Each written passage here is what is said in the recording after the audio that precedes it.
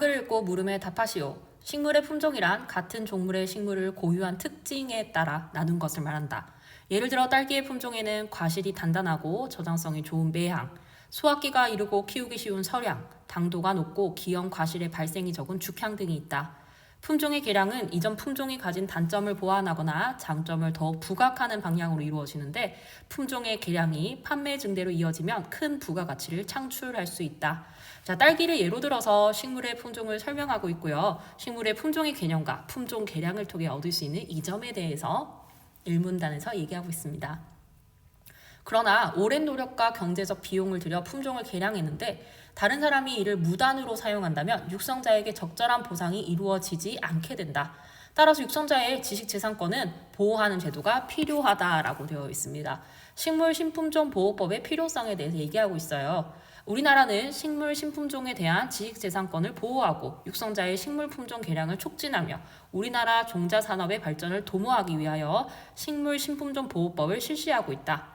이 법에 따르면 열매의 수확을 목적으로 하는 과수, 산림 조성을 목적으로 하는 인모, 꽃의 관상을 목적으로 하는 화훼 등 모든 식물이 품종 보호의 대상이 된다라고 되어 있습니다. 이 문단은 식물 신품종 보호법의 필요성 및 재정 목적과 품종 보호의 대상에 대해서 얘기하고 있어요. 3문단.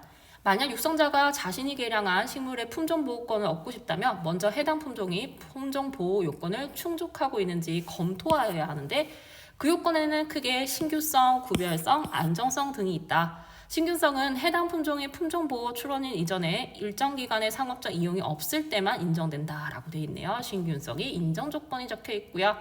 과수나 인목의 종자나 수확물은 국내에서 1년 이상, 국외에서 6년 이상의 경우에 인정되며 과수나 인목의 종자나 수확물의 신규성 충족 기간은 1년 이상, 6년 이상. 자, 그 외의 식물의 종자나 수확물은 국내에서 1년 이상, 국외에서 4년 이상의 경우에 인정된다라고 되어 있습니다.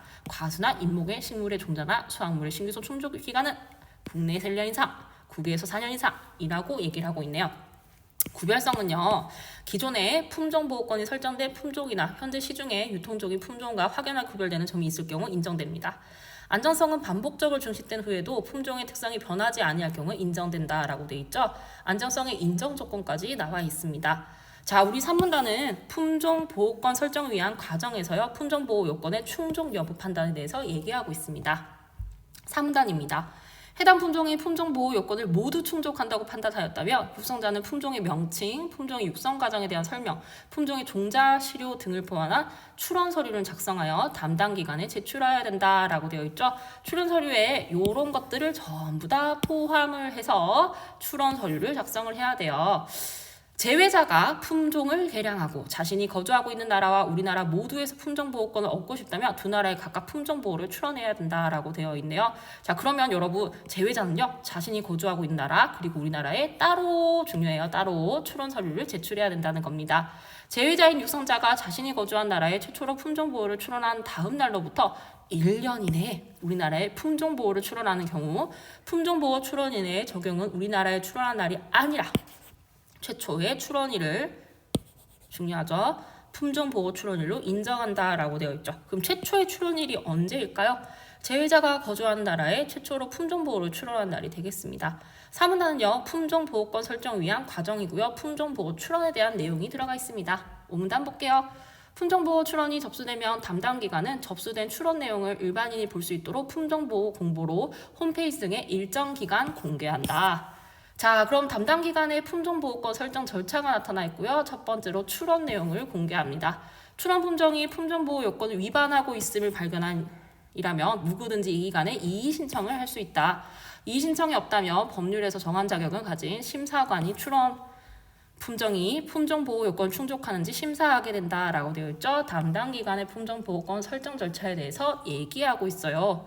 이때 신규성 충족 여부는 서류 심사로, 구별성과 안정성의 충족 여부는 재배 심사로 확인한다. 재배 심사는 출원 서류에 포함된 종자 시료를 직접 재배하여 심사하므로 심사에 1년에서 2년의 기간이 소요된다. 심사관이 심사 과정에서 품종보호 출원에 대해 거절 이유를 발견할 수 없다며 품종보호를 결정하게 되고 육성자가 담당 기관에 첫 품종보호료를 납품하면 품종보호권이 설정된다라고 되어 있어요.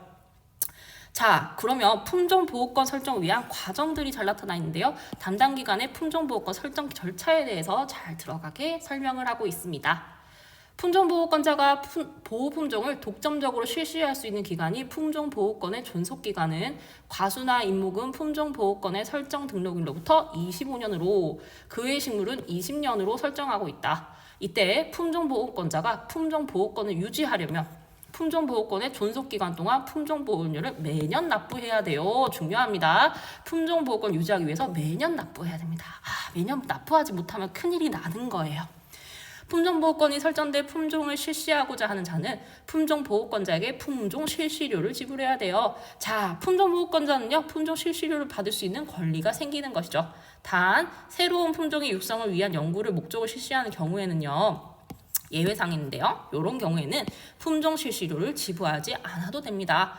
품종 실시료의 기준은요, 법률적으로 정해져 있지 않으므로 시장의 수요와 공급에 따른 권리자와 사용자 간의 계약에 따라 결정이 된답니다. 품종보호권의 존속기간이 경과하거나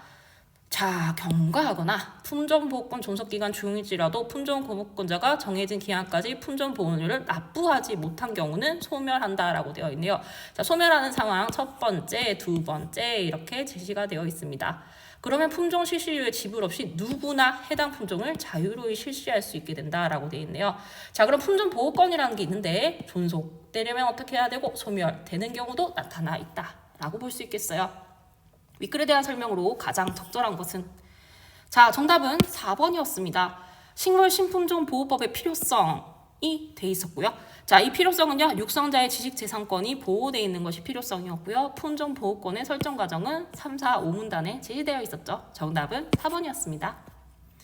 윗글에 대한 이해로 적절한 것은 자, 선지 1번 품종보호권의 존속기간이 경과하더라도 품종보험료를 납부하면 품종보호권 유지된다? 아니죠. 품종보호권의 존속기간이 경과하며 품종보호권이 소멸합니다. 선지 2번 식물신품종보호법에서 품종보호의 대상은 열매의 수확을 목적으로 하느니 아니라 여러분 과수뿐만 아니라 잎목, 화훼 등 모든 식물이 가능했습니다. 그래서 열매의 수확을 하는 것만 가능하다는 게 틀리게 되겠습니다. 정답은요, 적절한 것이 정답은 선지 3번이었네요. 품종보호권이 소멸되지 않은 품종에 대한 실시료는 시장의 수요와 공급을 바탕으로 계약에 따라 그 금액이 결정된다라고 되어 있죠. 그렇습니다. 시장의 수요와 공급에 따른 권리자와 사용자 간의 계약에 따라 결정된다라고 볼 수가 있겠죠. 선지 4번 신규성의 충족 여부를 심사할 때 국외에서 해당 품종의 상업적 이용이 없어져야 하는 기간은 과수보다 화훼가 더 길다라고 되어 있는데 아니요, 본문에 짧다라고 적혀 있었습니다. 선지 5번 제외자가 품종을 개량하여 거주하는 나라의 품종보호권을 설정하며 우리나라의 품종보호권을 신청하지 않아도 아니죠. 우리나라에도 따로 신청해야 된다는 게 본문에 적혀 있었어요. 따로 신청해야지만 권리가 인정된답니다. 가장 적절한 것은요, 정답은 선지 3번이었습니다. 윗글을 바탕으로 품종보호권 설정을 위한 절차를 보기와 같이 정리하였다. 이에 대한 설명으로 적절하지 않은 것은 이라고 되어 있습니다. 선생님이 지금 각각의 단계마다 이루어지는 일들을 옆에 정리를 해두었어요. 원래는 본문에 다 적혀있던 것이었죠. 정리해두었으니까 하나씩 찾아가면서 살펴봅시다. 품종보호 출원을 해요. 자, 그럼 이 기획 단계에서는요, 육성자가 품종의 명칭, 육성 과정에 대한 설명, 종자 시료 등을 포함한 출원 서류를 작성해서 담당 기관에 제출을 합니다. 출원 내용을 공개하면 니은 과정에서 담당 기관이 접수된 출원 내용을 품종보호 공보로 일정 기간 공개를 하고 품종보호 요건 위반을 발견하면 누구든지 이의 신청을 할 수가 있습니다. 심사 단계에서는요, 심사관이 출원 품종의 품종보호 요건 충족 여부를 심사하고요. 서류심사, 신규성, 재배심사는 구별성과 안정성을 살펴봅니다. 품종보호가 결정되면요, 심사관이 품종보호 출원에 대한 거절 이유를 발견할 수 없다면 품종보호를 결정하게 되겠고요. 품종보호권 설정에서 미음에서는요, 육성자가 담당 기관에 첫 품종보험료를 납부하며 품종보호권이 설정된다는 걸 알 수가 있겠습니다. 자, 그럼 각각의 단계에서 일어나는 절차를 살펴보았고요. 적절하지 않은 거 살펴볼게요. 선지 1번 기읍 품종보호권의 설정을 원하는 육성자는 출원 서류를 작성하여 담당 기관에 접수해야 된다. 네, 맞습니다. 품종의 명칭, 육성 과정에 대한 설명, 종자 시료 등을 포함한 출원 서류를 작성해서 제출해야 되겠죠? 맞는 설명이 되겠고요. 선지 2번 니은 출원 품종이 품종 보호 요건을 어긴다는 사실을 발견한 사람이라면 누구든지 이의 신청을 할 수가 있다라고 되어 있죠. 출원 내용이 공개되어 품종 보호 요건 위반 시 누구든지 이의 신청을 할 수가 있습니다. 맞는 선지가 되겠습니다. 선지 3번 디귿 출원 품종이 타 품종과 구별되는지 반복 증식 후에도 특성이 변화하지 않는지에 재배 심사로 확인한다라고 되어 있는데요. 구별성과 안전성의 충족 여부는 재배 심사로 확인하는 것이 맞습니다. 맞는 선지가 되겠고요. 선지 4번 리을 심사관이 품종 보호 출원에 대한 거절 이유를 발견할 수 없을 경우에 품종 보호가 결정된다라고 되어 있는데요. 심사 과정에서 품종 보호 출원에 대해 거절 이유를 발견할 수 없다면 품종 보호를 결정한다라는 것이 맞는 보기가 되겠습니다. 자, 1번부터 4번까지 다 맞았기 때문에요. 정답은 선지 5번이 되겠어요. 자, 미음 한번 살펴볼까요? 품종보호가 결정된 품종에 대한 품종보호권은 품종보험료의 납부 여부와 상관없이 자동적으로 아닙니다. 납부 여부 굉장히 중요하죠. 품종보험료를 납부해야만 품종보호권이 설정된다라고 볼 수가 있겠습니다. 자, 그럼 적절하지 않은 것은요? 정답은 선지 5번입니다. 윗글을 바탕으로 보기를 이해한 내용도 적절하지 않은 것은 사례 1. 외국에 살고 있는 갑은, 자, 우리 갑은 그러면 제외자라고 부를 거예요. 장미꽃의 품종 중 하나를 A로 개량하였다. 갑은 A에 대한 최초의 품종 보호를 자신이 거주한 나라에 2020년 1월 1일에 출원하였고 최초 출원인이 되겠죠.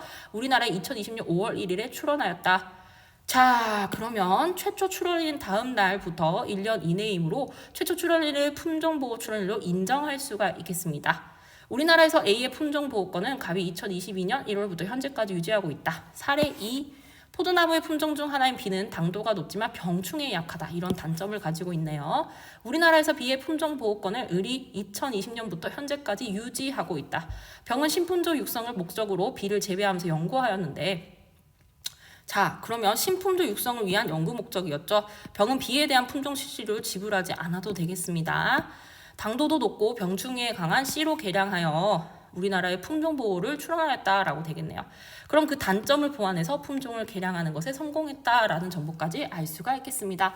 적절하지 않은 거 찾으러 가보도록 할게요. 선지 1번입니다. 사례 1에서 갑은 2020년 5월 1일에 우리나라의 품종 보호 출원을 하였지만 A의 품종 보호 출원일은 2020년 1월 1일로 인정되겠군이라고 되어 있네요. 1년 이내에 우리나라에 출원을 하였으므로 최초 출원일을 품종 보호 출원일로 인정하는 것이 되겠죠. 맞는 선지가 되겠습니다. 선지 2번 사례 2에서 병의 연구로 개량된 C는 기존 품종인 B가 가진 단점이 보완된 품종이겠군.